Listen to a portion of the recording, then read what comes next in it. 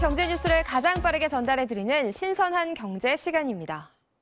지난 3월 많은 사람들을 충격에 빠뜨렸던 중국의 알몸 김치 동영상 기억하실 텐데요. 중국산 김치에 대한 불안감이 커지면서 김치 수입량도 크게 줄었다고 합니다. 식품의약품안전처의 수입식품 정보마루에 따르면 지난달 중국산 김치 수입량은 18,000여 톤으로 한 달 새 31% 가까이 줄었다고 합니다. 5년 만에 최저치로 떨어졌다는데요. 일명 알몸 김치 동영상이 공개된 후 중국산 김치를 먹지 않으려는 사람들이 늘었기 때문으로 보입니다. 이런 가운데 어제 일부 중국산 김치에서 식중독균이 발견됐다는 식약처 조사 결과까지 나오면서 소비자들의 불안감은 더 커지고 있는데요. 정부가 오는 10월부터 해외 김치 제조업체도 국내 업체처럼 식품안전관리 인증인 해썹을 받게 하겠다곤 했지만 중국산 김치에 대한 소비자들의 불신은 당분간 사그라들지 않을 것 같습니다. 배달 플랫폼 업체 상당수가 추가 비용을 내면 5,000원짜리 음식도 배달을 해주는 소액 주문비 제도를 운영하고 있는데요. 1인 가구들의 편의를 개선하려는 취지라지만 배달비 부담만 커지고 있다는 불만이 나오고 있습니다. 소액 주문비는 주문 금액이 최저 배달 금액에 미치지 못해도 소비자가 추가 비용을 내면 배달을 해주는 제도인데요.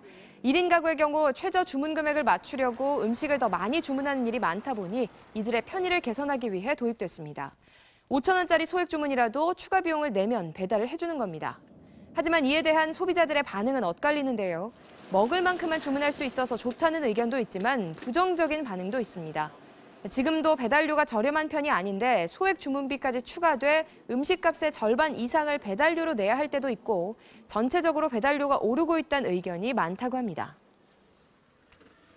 테슬라의 최고 경영자 일론 머스크의 말 한마디에 비트코인 가격이 급등락하는 일이 반복되자 단전자산으로 여겨지는 금이 다시 뜨고 있습니다. 한국거래소에 따르면 어제 기준 금 가격은 1g에 68,200원이었는데요.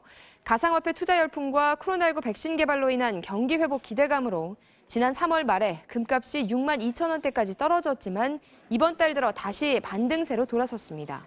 인플레이션 우려와 가상화폐 변동성에 피로감을 느낀 투자자들이 다시 금을 사고 있는 것으로 보입니다. 이와 함께 달러 투자도 늘고 있는데요. 한국은행에 따르면 지난달 말 기준 거주자 외화 예금 잔액은 948억 3천만 달러로 사상 최대치를 기록했습니다.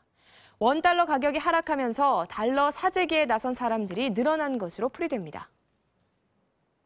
1997년 외환위기 이후 등장했던 일명 아나바다 운동 기억하시나요?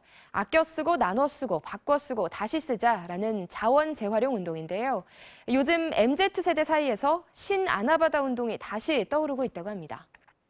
20조 원 규모로 무섭게 성장한 국내 중고시장도 신아나바다 운동의 흐름에 따른 건데요. 쓰지 않는 물건을 다른 사람과 나누거나 바꿔 쓰고요. 유행이 지난 옷, 가방 등 오래돼서 낡은 물건도 버리지 않고 수선해 다시 사용하는 겁니다. 물건의 깃든 추억을 그대로 간직하면서도 리폼을 통해서 기존의 기성품을 세상에 하나뿐인 나만의 물건으로 재탄생시킨다는 데 의미를 둔다고 합니다. 리폼의 영역도 확대되고 있는데요. 의류, 액세서리뿐 아니라 그릇과 컵, 꽃병까지 수리해서 쓴다고 합니다. 이에 따라 이가 빠지거나 금이 간 그릇에 문양을 넣어 특별한 그릇으로 만드는 킨츠키 기법이 주목받고 있는데요. 최근 이런 도자기 수리법을 가르쳐주는 소규모 강의도 인기를 끌고 있다고 합니다. 지금까지 신선한 경제였습니다.